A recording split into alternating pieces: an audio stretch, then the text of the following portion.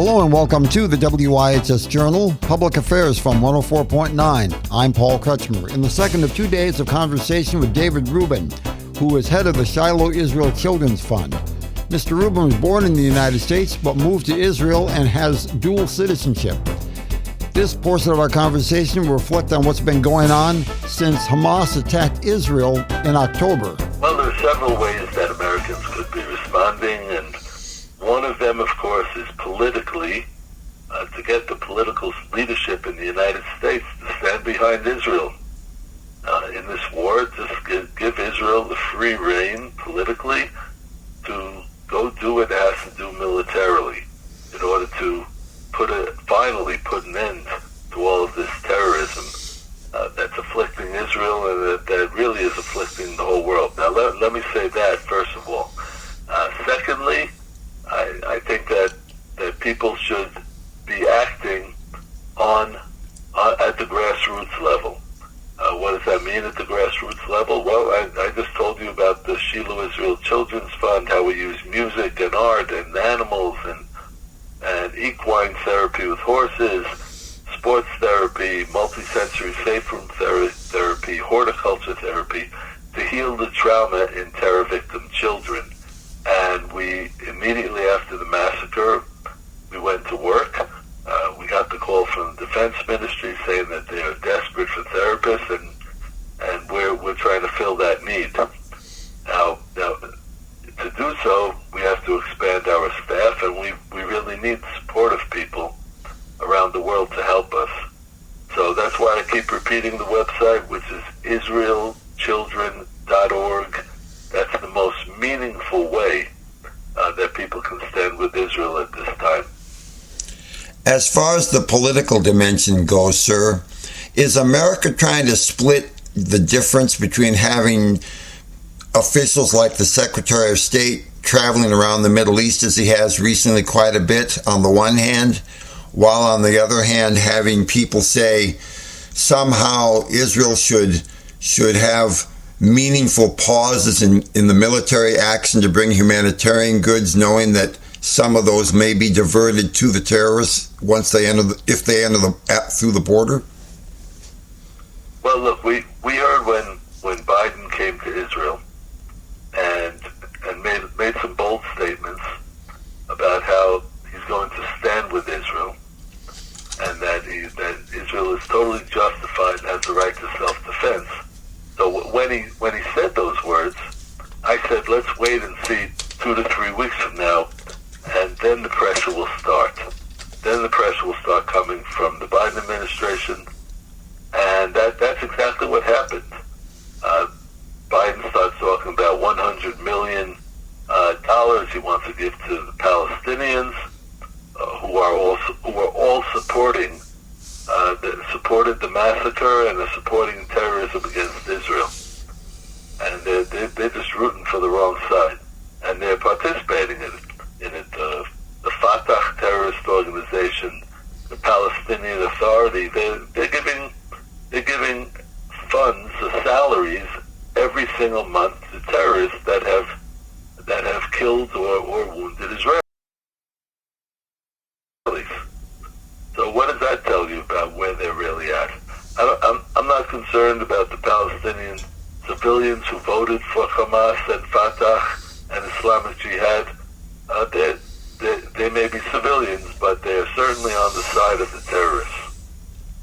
One final question, sir, before I give you an opportunity to repeat your web address once again. And the question is, given the political situation in the Gaza Strip at the current time, is that something that should be reunited with the West Bank Palestinians, or is that an area that Egypt should assert sovereignty over and supervise and administer? It seems like there's this, like the strip of land in the middle of all these people that appears to be kind of a Old West free gunslinger doing all this while the sovereign territories beyond Israel are just letting all of this rampage go on. Yeah. Well, I think neither of those two two solutions, neither of those two long-term solutions are going to work. Neither of those two long-term solutions make any sense. Israel is a tiny little country. We can't afford to hand over even 1 inch of land to any other country, and we certainly can't trust the Palestinians of any Palestinian terrorist group, and they're all terrorist groups. We can't trust any of them to hand over sovereignty there. What Israel must do is to win this war decisively, complete victory, as Winston Churchill said during World War II. You have to just go and finish the job and completely win this war. And then we have to make sure that there are no weapons left, that they do not have any weapons in Gaza at all. We have to make sure that every terrorist has been killed or apprehended. And last but not least, then once we have total control over Gaza, then we have to make it official and declare Israeli sovereignty over all of Gaza and rebuild the Israeli communities of Gaza, and that's what will bring peace. Decisiveness, assertiveness, and the philosophy that the best defense is a good offense. Thank you for your clear, thoughtful responses to my questions, Mr. Rubin. Can you once again, as I mentioned earlier, provide that vital address on the web for people to go beyond a conversation between the two of us to an actual meaningful participation in the solution to so much that's going on? Yeah, well, that's what needs to be done. We have to act decisively. We need to be clear. We need to explain it to the world, and explain it from a historical basis. Because unfortunately, a lot of people in the United States don't learn history anymore. You look at the public schools; they're not learning history anymore.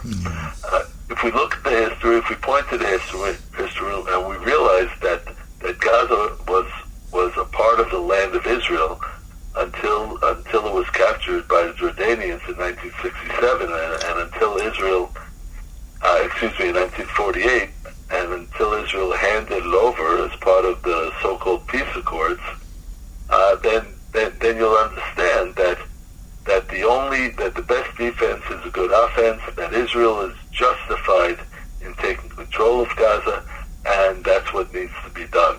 And we need to be assertive about it, and assertive in the public domain, and make it clear to people what's actually going on. And your address, sir?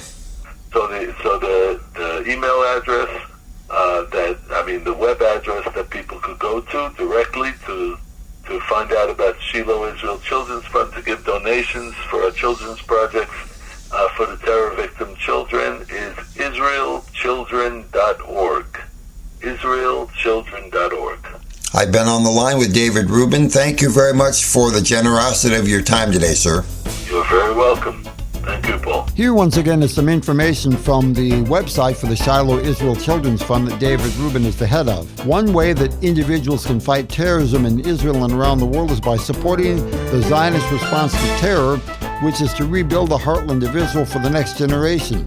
Working together, we can help to bring blessings to Zion and thus bring blessings to the entire world. David strongly believes that when the world understands the historical and current facts about Shiloh, many will join him in helping the children in the biblical heartland.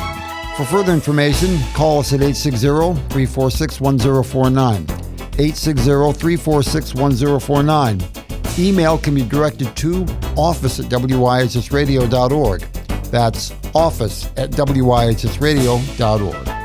The opinions expressed are those of the participants, not necessarily those of the staff or management of the station. I'm Paul Kretschmer on the WIHS Journal, Public Affairs from 104.9 WIHS.